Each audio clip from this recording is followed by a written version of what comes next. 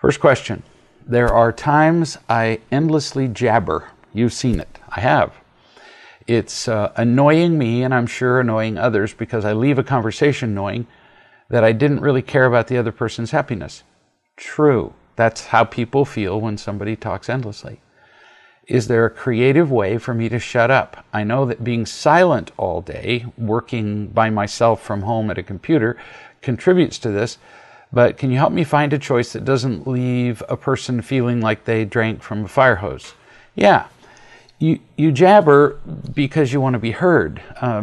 Nothing wrong with that. So how can you feel heard and have people feel like they weren't hit by a tsunami? Couple suggestions. First, tell a few people ahead of time, right at the beginning of the conversation, that you would like them to stop you when you talk too much. Now, that doesn't mean when you're halfway through the conversation, go, stop. No, it's more creative than that. Ask them to ask you to say everything you've said up to that point in far fewer sentences. Or you could ask them to summarize what you said so that you can see what it's like to not use so many words. I do this with people pretty much every day. They talk and talk and talk and talk, and I tell them, I don't mind. It doesn't bother me if they talk, but they get lost in their own words. And if they do that with other people will mind. But it's primarily because it's confusing for the speaker. They just get lost in the endless whirl of words. So I stop them and say, let me summarize what you said over the last 30 sentences in 2. And I'll say it in 2 sentences. And then I ask them, did I leave anything out that really matters? No. I don't think I've ever had anybody say, yeah, maybe. Turns out the really important things that we can say are brief. If you are certain of what you're saying, it takes very few words. If you're uncertain, we go on and on. I know a guy who, because he's not sure of who he is, he feels not really worthwhile.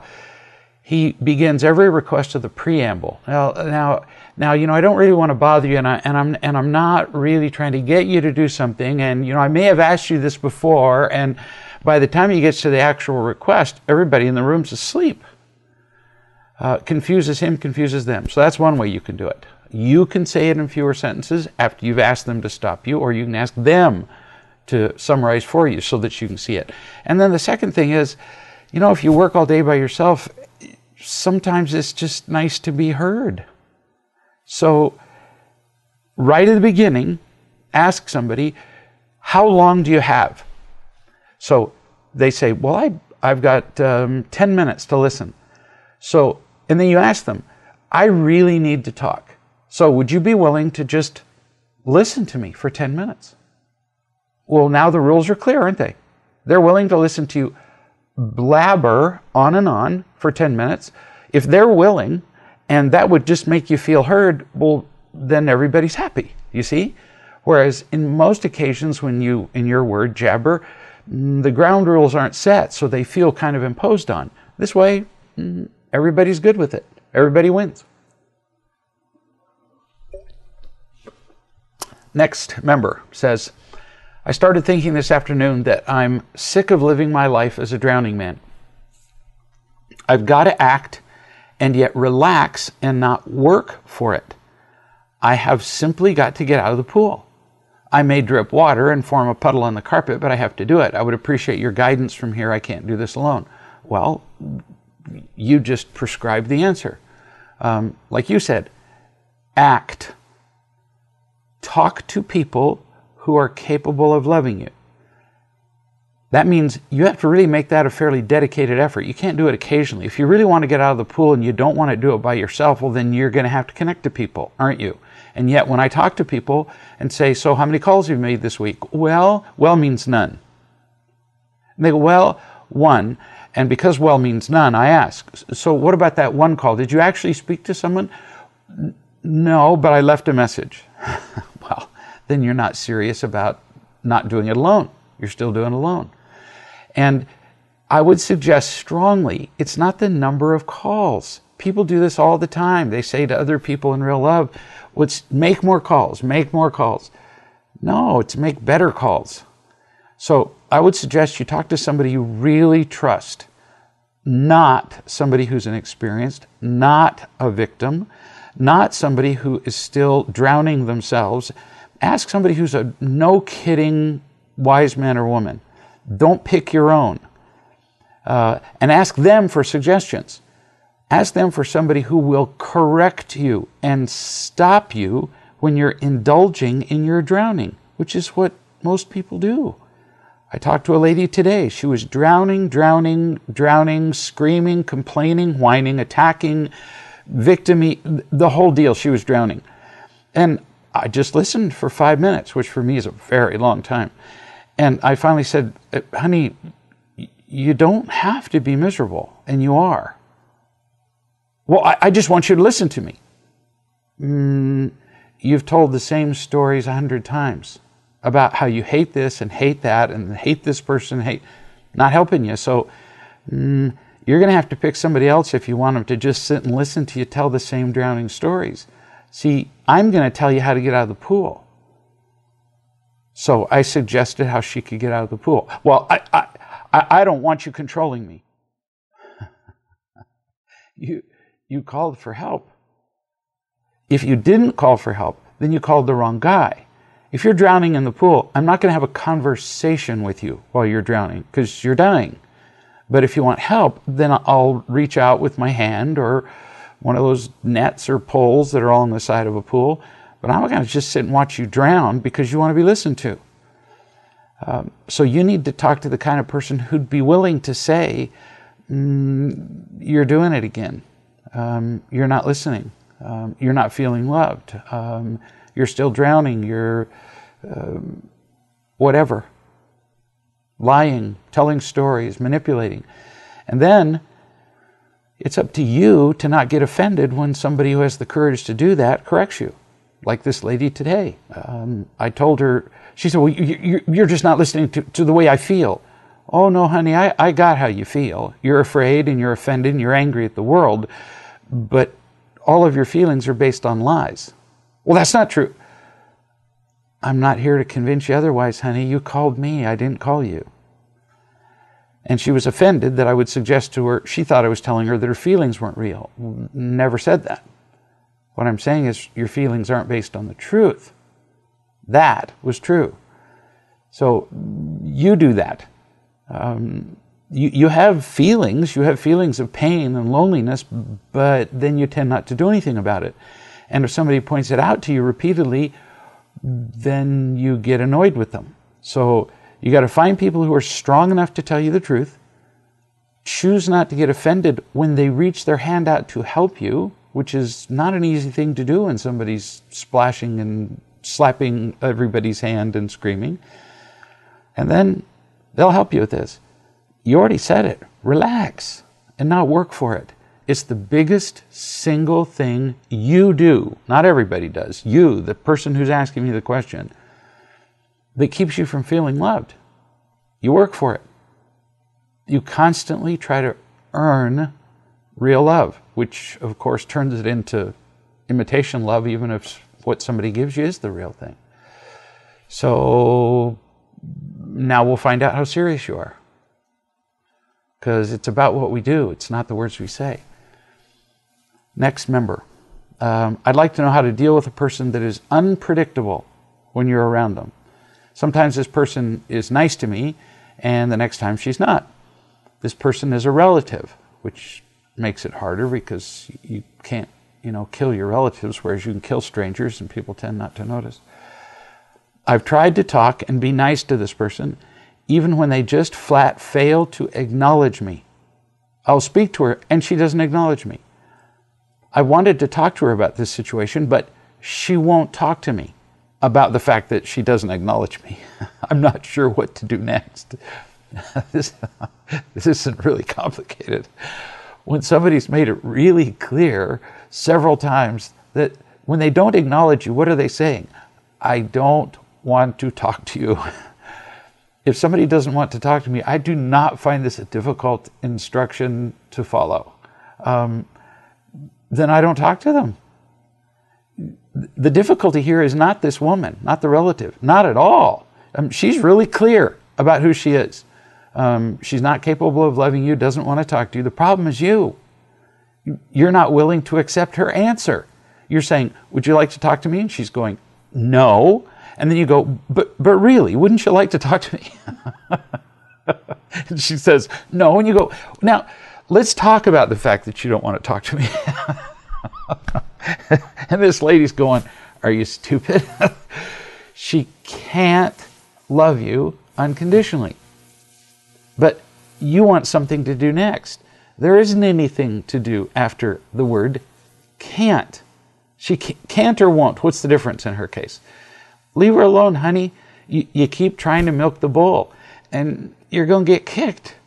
So find people who can love you. And it may not be anybody in your family. You just don't get to pick those people.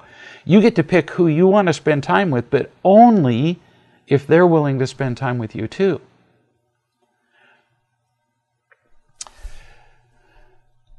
Next question from a member says, I have a 35-year-old adult child who's been dependent on me off and on during the last 15 years for financial support. So what you really meant to say was I have a 35-year-old child rather than a 35-year-old adult child, because adult children don't depend on you for 15 years. No kidding. You said, I've set a date in August, which is a bloody long way away. You're way kinder than maybe would be even good for your kid. I've set a date in August for his financial independence, and I'm working on myself and my interactions with him to stop crippling him with this support. I've talked to a coach who has mentioned the possibility of an intervention. Would you suggest an intervention or a coach for me, given that he's likely to be resistant to this idea? He displays all the symptoms of a classic victim, including extreme anger at me. I'm a little shaky on my role in this as well, but I'm willing to do what I need to do. Any suggestions? So, do the basics. Read the books. I would suggest you read Real Love and PCSD. I would suggest you read Real Love and Freedom for the Soul about victims, because both of those would apply to your child and to you. Talk to people on conference calls, then one-on-one, and then talk some more to your coach and see if you can get it clearer from your coach whether she's suggesting an intervention for you, or is she suggesting an intervention for you and him. But if you've already done all those things and your coach recommends an intervention, that's why we have coaches. Then do the intervention. I don't ever recommend an intervention to somebody unless they really need it, because last thing I want is for somebody to come from Timbuktu to here and they didn't either need an intervention or they weren't prepared for one. Not interested. So you probably need one either way. Having hung on to a kid for 15 years, it's very likely that you need to feel unconditionally loved. And very possibly him. And if he'll come, wow, that can be such a healing experience. But you can't make him come. And just for your reference, you're setting a date in August. That's pretty far away. You're really giving him a long time to become financially prepared. Well, if you've already given him the date, then maybe it's not possible to reconsider it. But I can tell you that he'll be just like kids who do assignments in school. They give you an assignment 8 weeks from now, and every kid waits till the night before. So just pay attention, because it's very likely that he'll wait till 2 days before, and then he'll tell you, I just couldn't quite get ready. So you need to set the date and the time, everything. I've helped many parents go through this so that the kid knows you're really not kidding. And when the time, and you give the kid like a 2-hour notice. If it's 2 hours before the thing and he hasn't moved out, then you tell him, then I'm going to move your stuff into the driveway. Well, what am I going to do? Don't know. But you've had however long it is, in this kid's case, 6 months to figure it out. You have to be really clear. And I can't even begin to tell you the flexibility parents give their kids, and it makes the parents a joke. So the kid goes, but I got a cold this week. So You've had 6 months to prepare for this. So what if you have a cold this week? If you'd been preparing, you'd be ready. I had a place and it fell through. Yeah, that's why I gave you 6 months, so that you'd be in the place. I didn't say move in 6 months. I gave you 6 months as a maximum.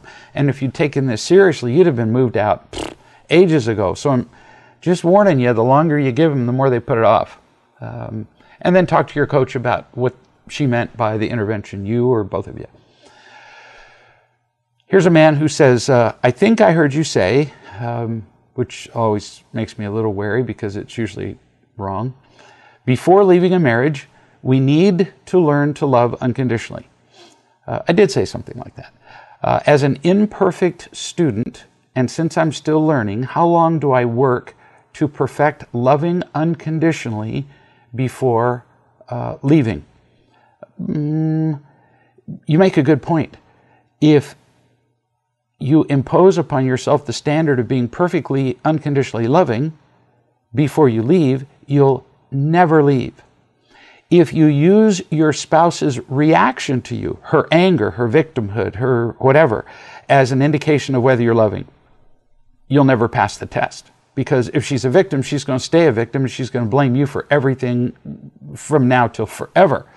So, some signs that you're feeling unconditionally loving is that you love her until you feel peaceful. Peaceful yourself, not peaceful about how she's progressing, not peaceful about her opinion about you, not peaceful about your marriage. You feel personally peaceful. Number 2, till you've tried everything you can do. Not what anybody could do, not what a perfect person could do, not what's possible if you kept at it till the end of your life. No, what's everything that's reasonable for you to do as an imperfect, flawed student now. And you stay until staying longer would begin to crush you, crush your soul, crush your spirit, make it increasingly difficult for you to be happy. And then get out. You don't need 2 people drowning. I talked to a couple not long ago, and marriage was in real difficulty, and eventually we learned that she'd been having multiple affairs, and the more we talked, the more affairs it turned into, and it turns out if you haven't had sex with her, you're one of the 5 people in her state that haven't. So, horrible mess. And they had apparently read somewhere that I'd said that he shouldn't give up on her until he was unconditionally loving. Well, she's got a perfect racket here. She's a victim. And so she keeps having sex with other men. She keeps doing whatever she wants to. And then when he talks about that he's not sure he can stay with this any longer, she goes, see what you just said? That wasn't loving. So you're not ready to leave. No, she doesn't get to determine when you're loving enough. Only you do. She doesn't get to determine when you can't continue any longer. Only you do. A victim will never be satisfied that you've done enough. And a victim will also stay with you forever. Because if they leave, then how could they claim that everything was your fault? No, victims don't make hard decisions. Victims just sit in their chair, they wait for you to support them, and then when you make a mistake, they scream and cry and they call the cops. They just find fault with all your choices. So, till you feel peaceful, until you've done what you reasonably can. That's how long you stay, not till you've done it perfectly. Impossible, unreasonable. Yesterday afternoon, I got a call from Susie. She was in tears and she was talking about her husband's infidelity and her addiction to his attention. Let's see, is this something I wrote or something somebody wrote to me? No, this is somebody who wrote to me and said that they got a call from Susie. It wasn't sounding like me. So Susie was in tears and talking about her husband's infidelity and her addiction to his attention. First, I was stunned, and second, I went straight to remembering my own feelings around those issues, because I had had a husband who was unfaithful and I had been addicted to attention. All I could think was, I've been there. So I said that. She didn't like that, and I guess I can't blame her. She didn't feel seen Probably because I made it about me. Well, maybe. First, she was in a lot of pain, and when we're in pain, we're a little crazy. So first you need to remember that the problem is hers. She's the one in pain. Don't be too quick to take all the responsibility for her reaction to you. You were not responsible to fix it or to eliminate her pain.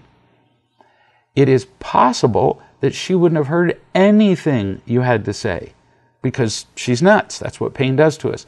So it sounds nice of us to say, well, maybe she got mad at me because I made a mistake. That's not always the case. Just like this lady that I was telling you about who'd been unfaithful with, half the eligible males in her state. If you can believe it, here she has been serially unfaithful, and every time her husband would make any kind of emotional mistake, she'd say, see? That's why I've been cheating on you. So no matter what happened, she was always blaming him. She never took responsibility for anything that she did.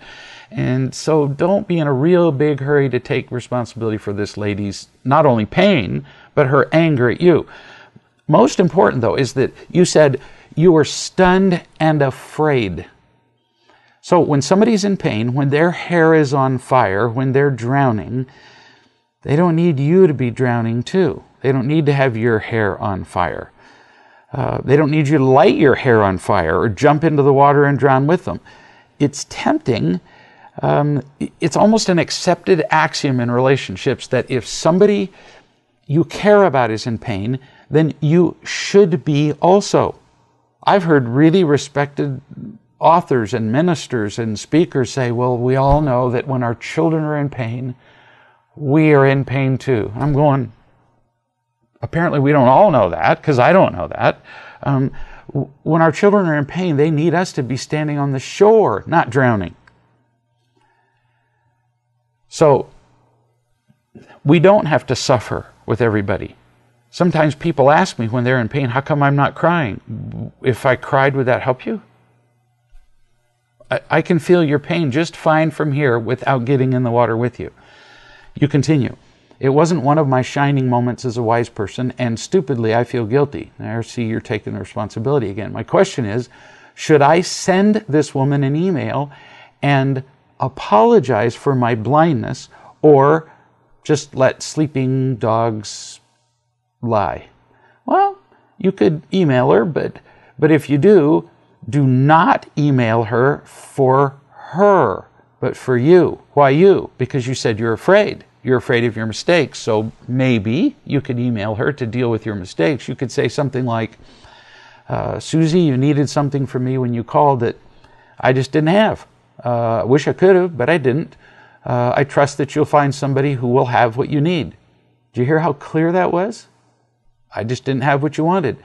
You're not taking responsibility for her pain. You're not apologizing, because I'm not really hearing that you have anything to apologize for. But you can say, clearly I wasn't what you were looking for. And that part's true. And that will deal with your fear of not being enough. You weren't enough, but you don't know that that was your fault. Her demands for what she wanted you to be may simply have been so unreasonable that nobody would have been enough. I used to do that a lot in the old days. I would completely fail on a call. It didn't make people feel the least bit better, and then I'd think, oh, I just need to do better. The more experienced I get, the number of people I fail hasn't gone down. If people's expectations are high enough, nobody can help them. Here's somebody who says, I'm trying to understand my feelings around odd people. Plenty of those. I remember on one occasion you described a guy as odd, Fred. And I felt relieved because before that, I just couldn't figure him out. I felt uncertain and a little fearful around him. I'm guessing that as a safety junkie, I always needed to be able to understand everything in order to feel comfortable. Good insight on your part. When we're afraid, we need to understand people. We need to control people and things. So if people and things don't fit into our world, we call them odd. But you just don't understand Fred. You don't know how to behave around him, so you're uncomfortable. And that's what you call odd. Turns out I know Fred. Fred is not particularly complicated. Fred's never loved all of his life, so he learned to get attention, even a feeling of power, from saying strange things, odd things. He can really be weird with his unedited, outlandish speech, and he kind of enjoys it. He enjoys the attention. It's all he knows. He's like a kid who's screaming for attention from mommy. He was never loved, so he gets attention however he can. Sometimes he entertains people. Other times he acts like a complete victim, whimpering like a baby and hoping somebody will pick him up. And he's so addicted to this that even when he gets the real thing, even when he gets real love, he uses his old, odd behaviors to get more unconditional love. But then, of course, he doesn't feel it because he's buying it. A little crazy, but there you are. So he seems odd. He is odd, but not particularly complicated. You continue. Real love gave me a way of understanding people like never before. It took the fear away. But some people still seem odd, and I find it uncomfortable when they say these random things or ask completely unconnected questions or they don't answer questions. You'll be more comfortable when you realize that the behaviors of most people are so ingrained, such automatic reactions to their pain and upbringing, that most of the time they're not even conscious of you. For them, the world is like a virtual game and you're just a player in it. So how do you respond to them? You don't worry about how to respond. You don't go, oh, I don't know what to say to these outlanders. You just be yourself. The temptation is to respond to the weird things. We think just because somebody speaks, we have to respond, and especially in kind. Laugh uncomfortably and insincerely, for example. Practice just being you. So when he's weird, you might reach over and just pat him on the leg and smile. I do. And sometimes when I do that, he smiles and goes, I was being weird, wasn't I? Yeah. Because it's not the kind of attention he was manipulating for. So you're not really responding to him. You're just being yourself. That's what I do with him. He's looking to entertain or shock you, and you're just being compassionate when you reach over and touch him. Doesn't fit into his virtual world, and it might wake him up to the fact that he's manipulating. It does when I do it. It doesn't always, but it doesn't really matter whether it wakes him up or not. What matters is that you are authentic. Now, you continue. One more. You said, are they born odd or as a result of their childhood? I've met Fred's dad, and he seems normal. Yeah, so do most parents. So does your mother, come to think of it. I know her. From the outside, she looks normal, maybe even ingratiating. But how many parents who look normal from the outside, like Fred's father and your mother, destroy their children? But because that behavior has become normal in the world, we don't even notice it. My experience with people is that they are injured in so many different ways, but it's all the same I don't love you wound, and their parents look good while they're doing it, and that doesn't make it okay. Next member says, my girlfriend and I have been wondering what the right course of action would be in this situation. I've been asked to be the best man for a friend's wedding. Obviously, I think most people would feel touched and honored to accept such a request. Now, I'm going to teach everybody here something. When you're reading an email or you're listening to somebody talk, listen for the cues. Because with almost every sentence we speak, every sentence other people speak, we're really revealing who we are and what we're trying to get. And if you look for them, boy, will you see people more clearly than you ever have. So, in answering this man, I'm certain that you're not aware of this, but you're already manipulating me to agree with you about something. You've already said, when people say obviously or most people, they're already laying the groundwork to be right, and you've said both. As soon as somebody says most people, or nearly everybody I know, or all my friends believe, what are they doing? They aren't really asking you a question. They're trying to convince you of something. You claim to be asking a question, but you begin by telling me that being the best man is a good thing.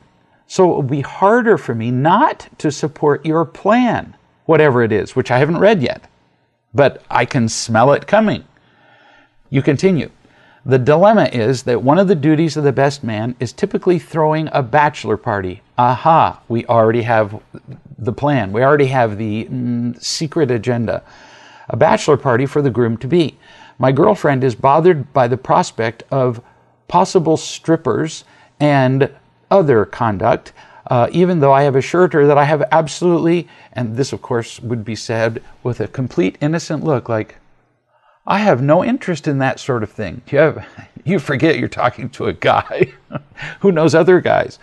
My role would require me to be there for the sole purpose of making sure that the groom didn't get so drunk that he couldn't make it to the wedding on time, and to play host. I would not be getting lap dances or any other behavior that would violate the trust of my girlfriend. This is getting funnier by the line. The question is, should I deny this request because of this just one responsibility of the job? Here's what you're saying. My friend is asking me to be the best man, which is a good thing. That's what you just said. And my response would be, maybe. Then you said, since it's a good thing, I kind of have to accept. No, I'm not that stupid. Number 3, part of accepting is that, well, I'd have to throw the bachelor party, which, would have to include strippers and, conduct. No, you would not have to do that. That's like, banks are good things. Money is a good thing. I need money, so robbing banks is a good thing. Who could deny this? Does your girlfriend, a prospective permanent life partner, feel comfortable with your being around strippers? I already know the answer. The answer is no. Partly because I know her, and partly because you wouldn't be going through all this if she thought it was okay. We wouldn't be having this conversation. You have attempted to say that even though strippers would be there, you would in fact be arranging for them to be there. You wouldn't actually be getting lap dances. But let me think. You'd be in the room where other people would be getting lap dances, where you'd be seeing sexual performances and with naked women, but it wouldn't affect you in any way. Let's just call that unrealistic. That would be a kind description. A con job would be more accurate. You use your friend's expectations as an excuse to disrespect your girlfriend. That's what you're doing. So if the best man at a wedding party, and by the way, I'm not making up a completely ludicrous thing. I've known enough convicts and associated with enough people who've been either in jail or on their way there to know that, let's say you were best man at a wedding party where you were expected to rob a bank with your homies. Would you do that? Do you see how crazy that is? There are some gangs where part of the initiation is to rob a store or kill somebody. So then do we, when the police pick us up, go, well, hey, I mean, it's just part of the initiation. And these are my buddies. And they've been my buddies all my life. And their older brothers are the buddies of my older brothers. You see how absurd this gets? So you're using your role at a wedding as an excuse to violate an implicit agreement with your partner. That doesn't work. So you got a choice to make. Who's more important, your girlfriend or the bachelor party? That's really what it comes down to. Now, don't misinterpret this. I'm not saying that anytime your girlfriend doesn't like something, you have to do what she wants. Not saying that. Not at all. You want to watch football, for example, and she says, well, I'd rather go dancing. Well, you're not obligated to go dancing just because she wants something. This is a little different. This involves sexual infidelity. Well, but I'm not getting the lap dance. Yeah, you really are. In your mind, you are.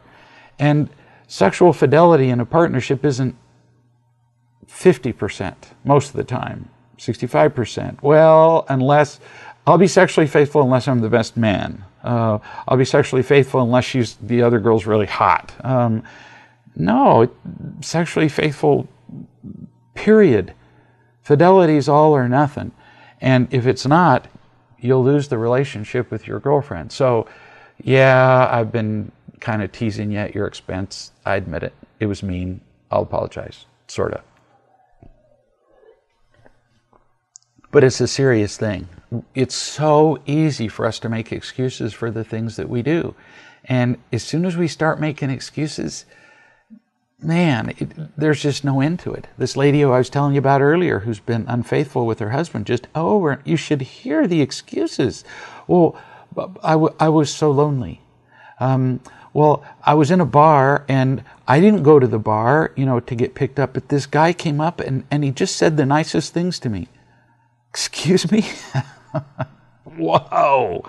As soon as we start making excuses, it gets pretty dangerous. I got an email. It says, my life is beautiful. Thanks to you, I can see it and enjoy it. I finally get it. You love me. Now, be clear. I am not making this about me. I'm just passing on to her what I already have. Big deal. Could have been any one of you. And that's pretty cool. She continues. I had no idea it could be this way. You cannot describe the taste of water to somebody who hasn't drunk it. But you gave me my first drink. I would never have made it by description only.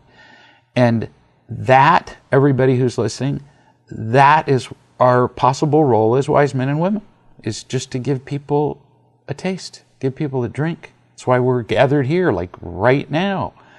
If it's just to give the answers to questions, there's no end to situations, and the answers go on and on and on and on. When I was training surgery residents, it wasn't my goal to give them the answer what to do in every surgical situation, because there are too many.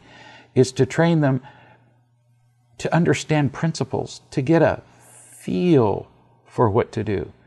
And that's what we help people do, is to get a feel for love. Once they get that, it's pretty hard to fool them after that. And like this lady says, I would never have made it by description only. You gave me my first drink. And we'll have the opportunity to do that. I'm nobody. I just happened to give her her first drink. And you all get to do the same with people around you.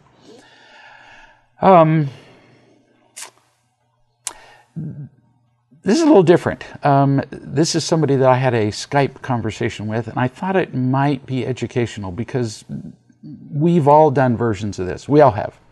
So Fred asked for a Skype appointment to talk with me, and I agreed and asked if 1 o'clock would be good. And he said, so I made an appointment with him at 1 o'clock, and at 12:58 I wrote, "Are you there?" I always announce that I'm there for a call just in case they're done a minute early. At 1:04, 4 minutes after the time that he'd agreed to be there, I began a call with another person who had indicated an interest in a call. But even though at the time I hadn't had them on my schedule, I have a great many people who would like to speak to me, and I tell them that if I get a free moment, then I will call them. And it's a long list. And so I just started calling other people at 1:04. At 1:04, Fred, there's a word for it on Skype. I call it texting, but SMS, and I don't even know what it stands for. But instant messaging. I just call it texting. Fred texted to say he was there. And although I was on a call with somebody else, I normally don't interrupt a call to do this, but I couldn't resist. Shoot me. He said, "I'm here." And I said, "And I was there at the time we agreed on, and now I'm on another call." Fred said, "Well, I'm here now." I could just hear the victim engines revving up. That's why I couldn't resist. I said, "I'm on another call." I repeated it. He said, "You couldn't wait for 3 minutes?" Well, I said, in the first place, it was 4 minutes, not 3. Mind you, we're both looking at the Skype clock at the same time. His entry is actually labeled 1:04, and he says 3 minutes. And I said, "And I'm on another call." Now, why do I do that? Why do I move on after 4 minutes? It's an arbitrary number, but I do it consistently. I have set more appointments to see people than most 10 people ever will in their lifetimes. Having been a surgeon and seen thousands and thousands of people, I learned that if somebody's late past a certain number of minutes, the odds are very high that they won't show up at all. So I can do one of two things. I can sit and wait forever for people who don't show up ever, or after 4 minutes, which is the number I came across not accidentally after years of experience, and just move on. So I've learned that moving on is far more productive. I don't move on with an attitude. I simply move on. And in the vast majority of cases, I hear the next day somebody says, "Oh, crap, I forgot." Well, see, then I didn't waste time sitting around waiting for them. Fred wouldn't let it go. He said, "So now you won't talk to me?" So for the 4th time now, I said, "I'm on another call." He said, "For the entire day?" I said, "My schedule is full for the entire day." "Yes, because I talk to people from early morning to midnight and enjoy it." He said, "I don't understand why 3 minutes is such a big deal." Notice he's still talking 3 minutes. Changes it from 4 to 3 each time. I said, "If you were going on a vacation cruise and you arrived at the dock 3 minutes late, do you know what would happen? Or if you arrived for a flight 3 minutes late, they do not wait." They don't either. We have a son that works on cruise ships, and so we've been on cruises, and boy, when it hits the top of the hour, they've already thrown the ropes off. They're moving. He said, "But you're not an airplane." No. Exactly. So you thought that you could get away with being irresponsible with me because I wasn't. Precisely because I wasn't. I wasn't as important as an airplane, which I don't mind, but it tells you where your frame of mind is. And I explained my schedule and how little time I have to sit around and do nothing. So he acted victimized, and I suggested we continue the conversation when he was interested in listening, because you'll never win an argument with a victim. It's a death. Notice how, although I explained to you about my schedule and why it is I move on with 4 minutes, notice how with him, I simply repeated myself over and over 4 times. I'm on another call. I finally made the comparison to the cruise ship because I couldn't stop myself. But on the whole, once somebody feels victimized by you, you're not going to win. You just say, "I have decided to do this." "Well, why?" "Because I have decided to do this." "Well, but you said," "and I have decided to do this." You simply keep restating your position, or let me tell you, victims will drag you down to their level. I love this quote. And beat you to death with their experience. They will. So don't fight them. You'll lose. I know a woman who has constantly tried to earn the attention of other people all of her life. She broadcasts her level of education, her awards, her scores, her class standings, every minor adjustment of her job description, because I know her, and they're really just lateral moves. She touts them as promotions. She claims knowledge on every subject. She's always right. I've spoken with her on a number of occasions, but she had never really directly asked for my opinion on her life situation. But she finally asked me if there was anything about her that I saw that she might not be seeing. So I described to her what I just described to you. I said, "You are constantly trying to get attention and approval by telling everybody how cool you are." She argued. She claimed that I was wrong about all of it. My response, "You don't argue with a victim." I said, "My mistake." She consulted a number of other wise men and women. You may have been called by this woman. And on the whole, that is a really potentially very dangerous thing to do, to get the opinions of other people, because almost never are we trying to learn something. We choose wise men and women who will agree with us so that we can be confirmed in our rightness. Listen to victims as they talk. They'll say, "I've talked to 5 friends and they all agree with me." Well, yeah, you specifically chose the 5 friends who would agree with you. We also tend to incite people, our friends, against the person who has said something that we don't agree with. So this lady that I talked to called like 4 or 5 wise people so that they would not only agree with her, but would be mad at me with her. I've been attacked in many such situations. I don't mind. But victims create an enormously distracting circus for themselves, for other wise men, for people new in real love. It's just a carnival. She talked to 2 wise women who repeated to her almost exactly what I'd told her. They told her to wake up and see the truth. What other chance did she have, this is a quote, unless she chose to listen? And so she wrote me back. She said, one of these 2 women ripped my eyes wide open to see a couple of things that I wasn't wanting to see at all. And the whole reason I'm telling you this story is that is a real friend. If somebody compliments you for looking cute or doing good or agreeing with you, so what? They may not care about you at all. They may be agreeing with you solely so that you will like them.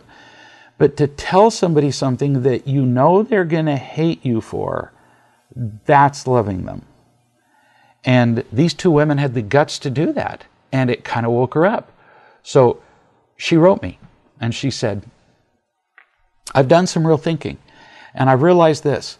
I am not trusting the love I already have. I keep earning the kind of love I don't want. Praise, flattery, power. It sucks. 3, I keep trying to earn real love, which is pretty crazy since it's free. I'd never said it quite that way. I was jealous. That's really a nice turn of phrase. I keep trying to earn what is free. 4, as long as I'm earning it with accomplishment and always putting myself out there as special, I'll never feel the love I do get. 5, I'm afraid all the time that I'm not enough, that I'm not worthwhile. 6, when I'm afraid, I think a lot. Ooh, that's a good insight. I'm always analyzing stuff, which keeps me in my head where I stay afraid. Good call, honey. 7, another reason I think all the time is to be right, and that keeps me from being happy too. 8, I'm always trying to be special and unique because that would make me more worthwhile. Now, about being special, boy, this is a trap. If we're beautiful enough, if we're intelligent enough, if we accomplish enough, then we will be especially deserving of love. Oh, you're screwed, because then you discover you're never quite special enough, and you always have to be more and more special, and it never ends. The truth is, we're all special in different ways. All of us, we're all unique. But our being special does not make us more lovable. It just makes us different. It might sometimes make us more useful, maybe more interesting, but not more lovable. 9, all the attention I get is exciting, but it distracts me from what I really need. Can't tell you how often people tell me that they're happy when all they really are is excited. I'm so happy I met this guy. Yeah, well, call me in 2 years, if it lasts that long. And number 10, the attention is also exciting and gives me a sense of confidence, but it's all ego. Wow, this is cool. So she started from being a victim and calling other people to incite victimhood and get everybody on her side, and she ended up actually learning something. These are profound insights. It's a miracle for somebody to see this clearly. It's very cool. This is truth-telling. Almost every unhappy person stays that way precisely because they deny the truth about the real causes.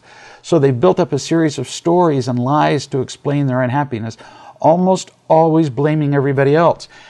In order to be happy, they have to give up all the lies of a lifetime, and that is no small trick. Like this lady says, it was like ripping my eyes open, ripping the scabs off my eyes, if you like. If someone, like me or any wise man, intrudes and exposes the lies, rarely are people grateful. Almost never does somebody go, wow, thanks for disrupting my entire world. No, this takes trust and practice and experience. They kick and scream and fight. So this woman's courage is amazing. It's miraculous, no kidding. And when you have an experience like this, it like makes it worth all the times that people do kick you in the head for telling the truth, even when they asked you for it. Here's somebody who says, when I recall our time together at the intervention and the 5 truths, often I get this warm and fuzzy feeling in my chest, an uplifting and relaxing feeling. The only time before when I felt like that was when I was reading and encountered an emotionally moving phrase that resonated with me strongly, and sometimes when listening to music. Can you explain this to me? Is it love? Is it an effect or a product of love or something parallel, or is it maybe just unrelated? This is one whale of a deep and good question.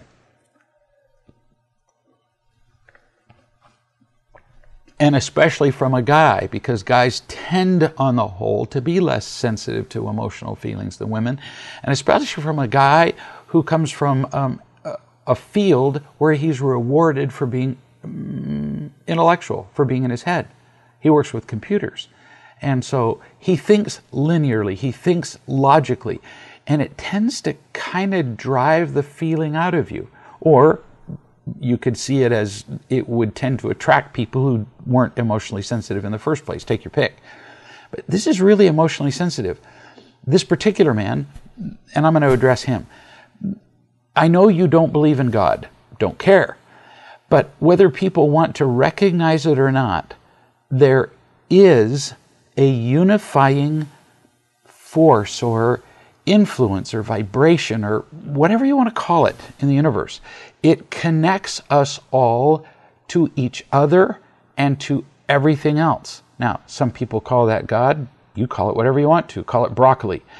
But advanced physicists, particle physicists, advanced physicists and mathematical theoreticians in, say, string theory, believe this strongly, that everything in the universe is really intimately connected. And they can show evidence of that things on the other side of the universe are connected to things at a subatomic level. It's almost eerie. You can call it God, you can call it truth, you can call it love, whatever you want to call it, it's real. Truth and love have a certain ring to them, a feel. So when you, now see, this is from a guy who has a lot of intellectual experience, but not much emotional experience. So his experience with that feeling is when he reads a profound passage in a book or hears a moving piece of music. And what he's learning now is that when he feels love, the feeling is similar. But he's identified, it's not quite identical, but it's close, true. In short, love and truth and their expressions in music or literature or otherwise, mathematics or anything, they are parallel, but also connected and interrelated in their effects and in the ways that we feel them. So, wow, really very profound and cool observation on your part. Here's somebody who says, it comes all too naturally to me to put myself down and to demonstrate to people all my undesirable qualities. Why do I do that? Many people condemn themselves a lot. It's a very common trait. You see people do it in conversation all the time, especially when they're uncertain about what they're saying. They say, oh, I just can't do that. Or, I'm not very good at that. I'm just lazy. I'm just a terrible mother, that's all. I just don't know how to do anything. I'm just irresponsible. I was never any good at that. I've always been afraid. It's part of who I am. We've all heard these really self-deprecating expressions. So why do they do that? Lots of reasons. It's important to remember that people put themselves down, or do anything else for that matter, because they get something from it. It looks like it's all negative. Oh no. They get something that rewards them from it. We all engage in behaviors that somehow work for us. So what could they possibly get? To be more direct, since you're asking the question, what do you get from putting yourself down? Well, first, you avoid attacks. If you criticize yourself first, it tends to rob other people of their chance to criticize you. So you achieve a measure of safety. If before you give a speech, you stand up and go, well, I'm just a terrible speech giver, I've never been any good at speech giving, well then kind of takes the opportunity for anybody else to come up afterward and say you really suck at giving speeches, doesn't it? You already said that in front of the whole group. 2, and this one's sneaky, you avoid responsibility. Once you've labeled yourself as utterly unable to do a thing, people actually tend to believe you. They believe you can't do that thing. So often they quit expecting you to be responsible for that ability or task. And now you don't have to learn or do anything. Whew, what a relief, huh? Very sneaky. 3, you create opportunities to receive instant sympathy and support. Look at how many of the examples of self-put-downs that I just named include the word just. Now, you'd have to remember them all perfectly, but it was almost all of them. This word, along with its companion only, is so often used as an excuse and a pitiable plea for sympathy. Other examples might include, I was just trying to help. How often have you heard that? Translation, poor little me, I was just trying to help. That's all I was trying to do. So how could you possibly be so heartless and cruel as to judge that I made a mistake? See? By saying, oh, I was just trying to help, nobody dares to say anything to you. You get sympathy and support instead of criticism. Or somebody says, I'm just a bad mother. Well, see, the word just turns it into a plea for sympathy instantly. It means, poor me again. I'm a bad mother. There's just nothing I can do about it. So condemning me would be so unkind and unsupportive. And see, with that implied meaning, people almost always jump to your defense, don't they? What do you hear when somebody says, oh, I'm just a bad mother? Oh no, honey, you're not a bad mother. People say, all sympathetic and with a furrowed brow. People feel obligated to sympathize with the victim in pain. What's another reason? You might be perceived as telling the truth, and therefore as being open and humble, even if you're not. So if you condemn yourself, especially in the real love community, people might congratulate you on your honesty. But see, then you can stop right there, having manipulated them for praise and understanding. You can just, if you don't mind me using the word, keep condemning yourself without really doing anything about your relative inadequacies. So you just tell the truth so you don't ever have to do anything about it at all. Last, you might, by putting yourself down, actually be telling the truth and creating opportunities to be unconditionally accepted and loved. It's possible, we can't ignore that one. But the overwhelming likelihood is that you're getting the benefits that I just talked about. Now, how do you know the difference between putting yourself down in a victim way versus actually telling the truth about yourself? Not difficult. If you're doing the latter, if you're really telling the truth and not just manipulating people, you will then take real steps toward correcting the flaw you just described. That's how you tell. Now, to be fair, there are some situations where you could tell the truth about a flaw without being a victim and still not take steps toward correcting it. I might say, for example, I just have no talent for sculpting or downhill racing on skis or whatever. And I'm just stating a fact with no interest in sympathy or in doing anything about my supposed disability. But most of the time that we put ourselves down, we're manipulating. Bottom line is that we can appear to be telling the truth about ourselves when often we're just manipulating people in the ways that I just described. So we've had some superior questions tonight, really good. And the answers are useful. Many of you can identify with, I'll bet, easily half of the questions that were asked. But most important is the feeling. So find the feeling. Find somebody to love you. Find the feeling, trust the feeling, and remember the feeling. And that's what will change your life. We'll see you in a week.